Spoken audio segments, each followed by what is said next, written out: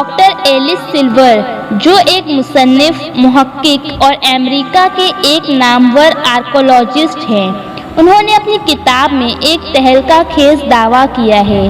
اور اس دعوے کو سننے سے پہلے یہ بات یاد رکھیں کہ ڈاکٹر ایلس سلور صرف ایک سائنسداں ہیں۔ وہ کسی مذہب پر یقین نہیں رکھتے،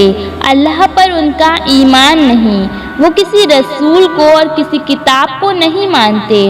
انہوں نے اپنی کتاب میں دعویٰ کیا ہے کہ انسان اس سیارے کا یعنی اس گرہ اور اس پلینٹ کی مخلوق نہیں ہے، بلکہ انسان کسی دوسرے سیارے کی مخلوق ہے۔ ڈاکٹر ایلس سلور کا ماننا ہے کہ انسان کو کسی دوسرے سیارے پر پیدا کیا گیا، لیکن پھر اسے کسی وجہ سے اس سیارے پر پھینک دیا گیا۔ ان کا کہنا ہے کہ انسان کو جس سیارے پر پیدا کیا گیا تھا، وہ جگہ بہت ہی آرام دہ، پرسکون اور VIP جگہ تھی۔ وہاں کا ماحول موسم بہار جیسا ماحول تھا، اور وہاں سردی اور گرمی جیسا کوئی تصور نہیں تھا۔ تب پھر اس انسان سے کسی دن کوئی غلطی ہو گئی، اور اس غلطی کے نتیجے میں اس انسان کو زمین پر پھینک دیا گیا، اور جس نے اس انسان کو اس جگہ پر پھینکا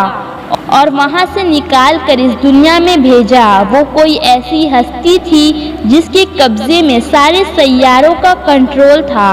ڈاکٹر ایلس سلور نے اس تہلکہ خیز دعوے کے بعد اپنی کتاب میں ایک دلیلوں کا انبار جمع کیا ہے، جس میں انہوں نے ثابت کیا ہے کہ انسان اس سیارے یعنی اس پلینٹ کی مخلوق نہیں ہے، بلکہ یہ کسی اور سیارے کی مخلوق ہے۔ دلیل کے طور پر انہوں نے یہ لکھا ہے کہ اس زمین کی گریوٹی بہت زیادہ ہے، اور انسان جس سیارے پر پیدا کیا گیا تھا وہاں کی گریوٹی بہت کم تھی، جس کی وجہ سے انسان کے لیے چلنا پھرنا، بوجھ اٹھانا بہت آسان تھا، اور انسان کے اندر اکثر کمر درد کی شکایت رہتی ہے، اور انسان کے اندر اکثر کمر درد کی شکایت زیادہ گریوٹی کی وجہ سے ہے۔ انسان اس زمین کی اصلی مخلوق نہیں ہے۔ اس کی دلیل کے طور پر انہوں نے یہ بھی بتایا ہے کہ انسان کے اندر دائمی امراض پائے جاتے ہیں، جو اس زمین پر رہنے والے کسی اور جاندار میں نہیں پائے جاتے۔ ڈاکٹر ایلس سلور لکھتے ہیں کہ آپ مجھے اس دنیا میں کوئی ایک ایسا انسان دکھا دیجئے جسے ایک بھی بیماری نہ ہو، تو میں اپنے اس دعوے سے دستبردار ہو جاؤں گا۔ جبکہ میں آپ کو جانوروں کی ایک لمبی لسٹ دے سکتا ہوں جو کسی مرض میں گرفتار نہیں ہوتے، سوائے وقتی مرض کے۔ اپنے دعوے کی دلیل کے طور پر انہوں نے یہ بھی بتایا کہ کوئی بھی انسان بہت زیادہ دیر تک دھوپ میں نہیں رہ سکتا، وہ سن اسٹروک کا شکار ہو جاتا ہے، جبکہ جانور کے ساتھ ایسا معاملہ نہیں ہوتا۔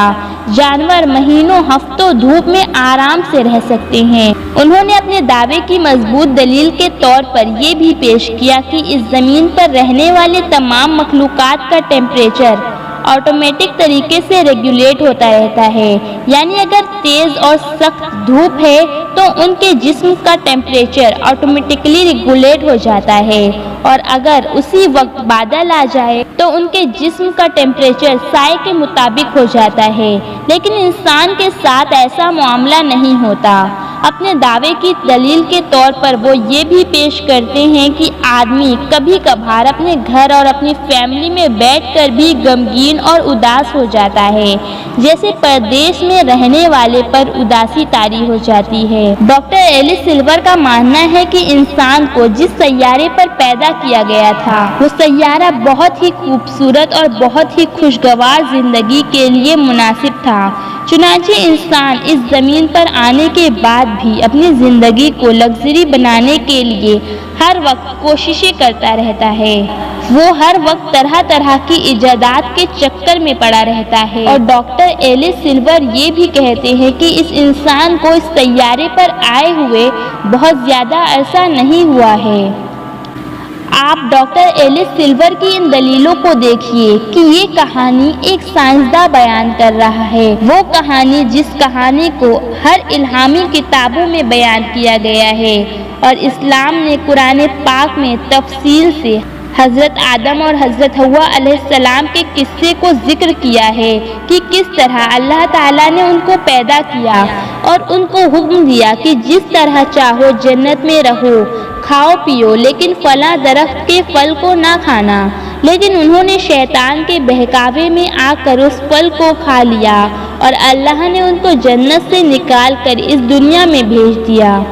یہ دنیا حقیقت میں ہمارے رہنے کی جگہ نہیں ہے، اور اب تو سائنسداں بھی وہ سب کچھ کہنے پر مجبور ہو گئے ہیں جو پہلے نبی اپنی نسلوں کو بتاتے آ رہے تھے کہ یہ سیارہ ہمارا سیارہ نہیں ہے، یہ زمین ہمارے رہنے کی جگہ نہیں ہے۔ یہ میں نہیں کہتی، یہ بات ہمارے نبی حضرت محمد مصطفیٰ صلی اللہ علیہ وسلم فرما چکے ہیں، اور قرآن شریف میں بہت بار اس بات کو بیان کیا جا چکا ہے کہ اے لوگوں، یہ دنیا تمہارے رہنے کی جگہ نہیں ہے۔ اس دنیا میں تمہیں آزمائش اور امتحان کے لیے بھیجا گیا ہے کہ تم اس دنیا میں رہ کر اپنے پرچے پر کتنے صحیح جواب لکھ کر واپس لوٹو گے، تم اپنے رب کی فرما برداری کرتے ہو یا نافرمانی، اور پھر تمہارے پرچے چیک کرنے کے بعد تمہارے ٹھکانے طے کیے جائیں گے۔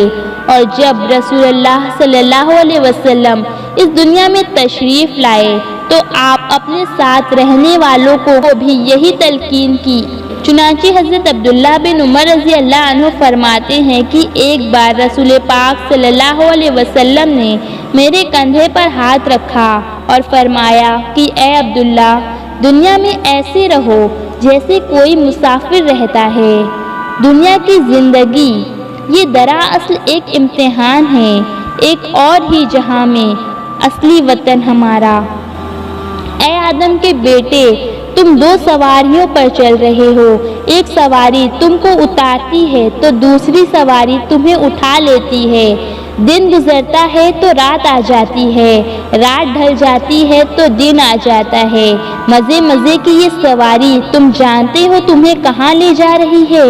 یہ تمہیں موت کے منہ میں لے کر آئے گی۔ اے آدم کے بیٹے، تم سے زیادہ خطروں میں گھرا ہوا اور کون ہوگا؟ اپنی زندگی اس دنیا میں اس طرح گزارنا کہ خدا سے ڈرتے رہنا اور اس کے سامنے کھڑے ہونے سے ڈرتے رہنا، اور ہاں، دنیا سے رخصت ہونے کے وقت تمہارا آخری لمحہ وہ ہونا چاہیے جو اللہ کے ساتھ گزرا ہو۔